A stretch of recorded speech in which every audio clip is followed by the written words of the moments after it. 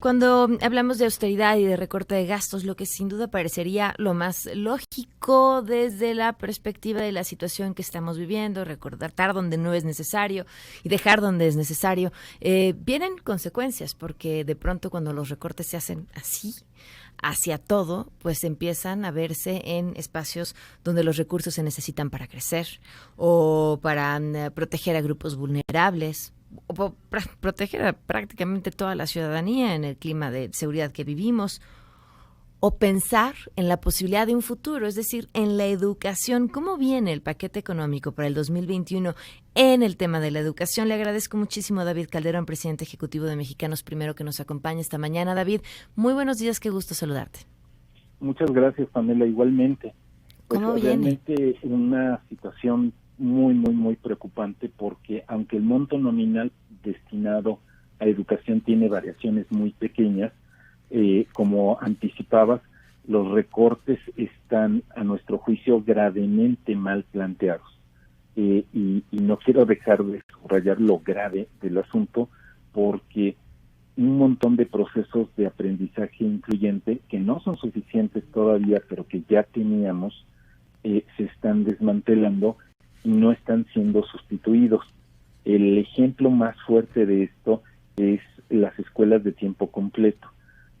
Más o menos el 13% de las escuelas, 13 de cada 100 escuelas en México, tienen jornadas ampliadas, y entonces hay 2, 3, 4 horas más para las niñas y los niños en su escuela primaria, en su escuela secundaria. Uh-huh. Tiene efectos que han sido estudiados, porque el programa tiene más de 12 años, efectos muy estudiados en términos no solo que mejora el logro de aprendizaje, no solo que fomenta más seguridad en términos socioemocionales, sino que tiene un impacto también muy grande en el compromiso de los maestros con la comunidad y en la posibilidad de que los familiares, especialmente las mujeres, tengan un trabajo remunerado, porque te sientes tranquilo que está tu niña en la escuela por todo ese periodo de tiempo.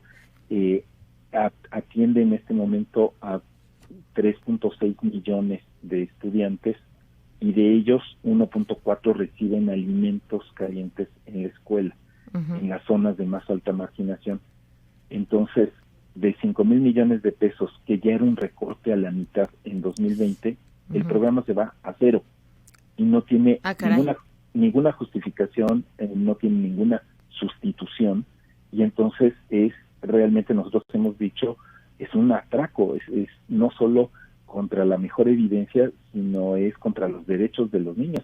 Al menos eso, es decir, ya no pudimos expandir este proceso porque hay estrecheces económicas, pero no lo quitemos. Esto es dispararnos en el pie justo en el momento que tenemos que salir del encierro, y estas escuelas van a ser las más necesarias de todo el sistema, las que cachan, digamos, a los chicos que han estado en el encierro prolongado, y que esa presencia ampliada en la escuela les va a permitir compensar mucho de lo que no tenían. Son justamente quienes menos conectividad tienen, quienes menos pudieron atender Aprende en Casa, y a ellos se les está cortando, pero se está cortando a indígenas, se está cortando a migrantes. El programa de convivencia, que es para las zonas de alta violencia, 223 millones de pesos, y pasa a cero. Entonces estamos impactados porque nunca hubo un recorte tan grave, pero nunca hubo un recorte tan malo que tengamos memoria en el presupuesto educativo del país en términos federales. A ver, David, para centrarnos en ese tema en específico, ¿cuáles serían las consecuencias en el terreno práctico? Es decir, estamos hablando de que estos niños ya no podrían estar en la escuela a tiempo completo, o podrían ir pero no podrían recibir los alimentos. ¿Cómo termina resolviéndose un recorte de ese tamaño en ese punto tan específico? Sí, significaría que entonces regresan al horario típico, y entonces la escuela va a ser de 8 a 1 de la tarde en lugar de 8 a 4, en lugar de 8 a 6, que es como funcionan la mayoría. Y entonces algún adulto va a tener que ir por ellos a mediodía, no hay dinero para ofrecerles alimentos. Los maestros que recibían una compensación, no un salario doble, sino una compensación por eso, pues irán a buscar el doble turno, y entonces tendrán que atender no a los 30 o a los 30 de la mañana y a los 30 de la tarde, o complementar su ingreso vendiendo plata, manejando un taxi, que muchas cosas dignas, pero lejos de su profesión docente. La escuela de tiempo completo es la aspiración de toda escuela. Las escuelas aplican año con año para que la autoridad las considere en las ampliaciones del presupuesto y la escuela se pueda transformar en escuela de tiempo completo. Cuando uno habla con los especialistas extranjeros, y no estoy hablando de Estonia o de Holanda, sino también de Colombia o de Chile o de Uruguay, les parece increíble que no haya alimentos en las escuelas mexicanas. Así como no concebimos ya una escuela sin baños, y sin embargo tenemos escuelas sin baños, escuela sin comida es como ajeno al modelo central en el planeta. China comunista y Estados Unidos, en todos lados hay baños y comida, porque es parte del desarrollo de los niños. Y entonces las únicas escuelas... O sea, es parte de las necesidades básicas de cualquier ser humano. Sí. Y nos sorprendemos, o más bien, ya no nos sorprendemos que tenemos 45,000 escuelas todavía sin agua potable, y que ahora vamos a tener un problemón de sanitización. Entonces, en el presupuesto no está esto. El impacto para las familias es gravísimo. Nadie puede pagar con esos ingresos en esas zonas la clase extra de inglés que sí tienen, la clase extra de arte que sí tienen en la escuela de tiempo completo, la clase extra de deportes que sí tienen en la escuela de tiempo completo. Es la escuela, es decir, nuestras semiescuelas van evolucionando lentamente a escuelas, ¿no?, que es la escuela de tiempo completo, y de repente es como el faro que tienes para este sistema escolar nuestro, rompes el foco del faro. Al menos era aspiracional que las escuelas llegaran a eso. No lo podemos hacer para todas las 236,000 escuelas, pero dices, bueno, al menos estas, ¿no?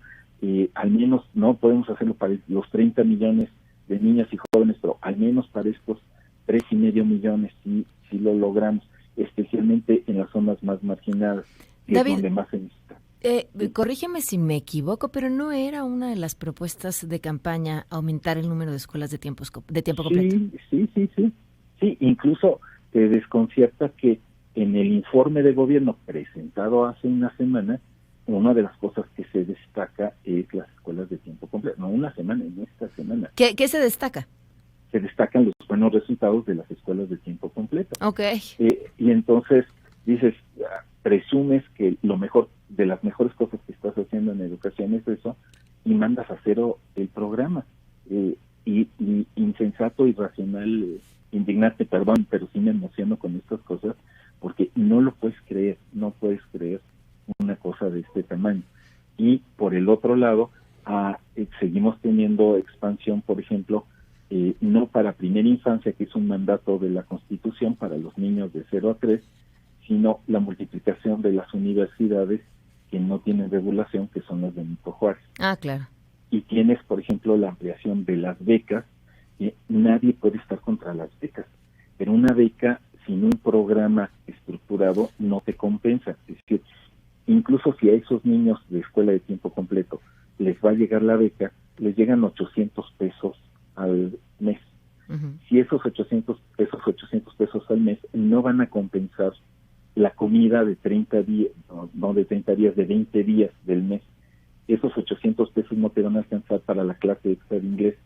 Es decir, el flujo de dinero directo es muy entusiasmante si no lo has tenido, pero después se pierden las economías de escala de los programas más estructurados, claro, como escuela de tiempo completo. Además, no garantizas que el dinero sea utilizado para esos efectos. Yo me quiero imaginar un menor con el número de carencias que necesita tener para ser parte de un programa social, a quien le llegan 800 pesos, que evidentemente será utilizado para otra cosa que no sea ese destino. O sea, por lógica básica.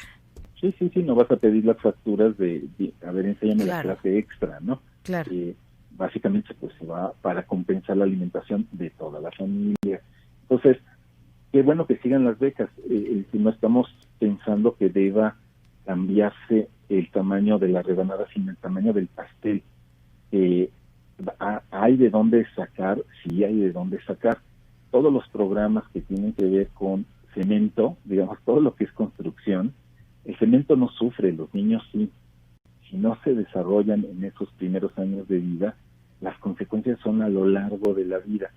Si un año no acabamos una carretera, una presa o un aeropuerto, hay dificultades económicas, pero no se compara para nada al daño en los derechos y en el desarrollo de las personas que puede ser impedir que se sigan haciendo estos programas de los pocos que tienen resultados exitosos. David, sobre las universidades estas creadas en este gobierno, ¿en qué van? Porque muchos reportajes daban cuenta de cómo no se impartían las clases, ni siquiera estaban registradas ante la Secretaría de Educación Pública. Sí, hay esta expansión incontrolada y que también se entiende como aspiracional de las universidades, pero una universidad, Pamela, es como una unidad de neurocirugía. No puedes tener una en cada cuadra, o sea, necesitas una cierta estructuración que no se puede hacer si no generas la institución del tamaño adecuado. Entonces, cuando se abren programas de universidad en 2 cuartitos, recibiendo a 60 chicos con 4 maestros, y le llamamos universidad, no, pues es un buen deseo, pero no es una universidad. En lugar de expandir las universidades públicas que ya tenemos, meter a la cárcel a todos los corruptos, limpiar eso, buenísimo, pero en lugar de crear microuniversidades, y siempre lo criticamos de las escuelas privadas, de las universidades patito, tener universidades patito públicas, por supuesto, no es ninguna opción. Entonces, en esa concentración, la verdad es que no estamos invirtiendo en lo que vale la pena, y mientras estamos cortando programas tan importantes, el de desarrollo profesional docente. Los maestros, ahora que regresen y todo 2021, van a necesitar más que nunca la formación continua, la habilitación en el uso de tecnologías, van a necesitar saber más de los temas socioemocionales para recibir, contener, consolar y empujar a sus alumnos. Y si ya tenemos una cantidad ridícula por profesor, 169 pesos, ahora para el próximo año van a ser 71 pesos para la formación continua de los profesores, porque tuvo un recorte el programa de desarrollo profesional docente. Entonces, tenemos ahora solo 87 millones para el año que viene, cuando hace 2 años teníamos 409 millones insuficientes, porque estamos hablando de casi 2 millones de maestros. Claro. ¿No? Tremendo este asunto, y sí, las prioridades muy mal puestas en este presupuesto. Pues David, seguiremos al habla. Te agradezco mucho que nos hayas acompañado. Muchas gracias, Pamela. Saludos.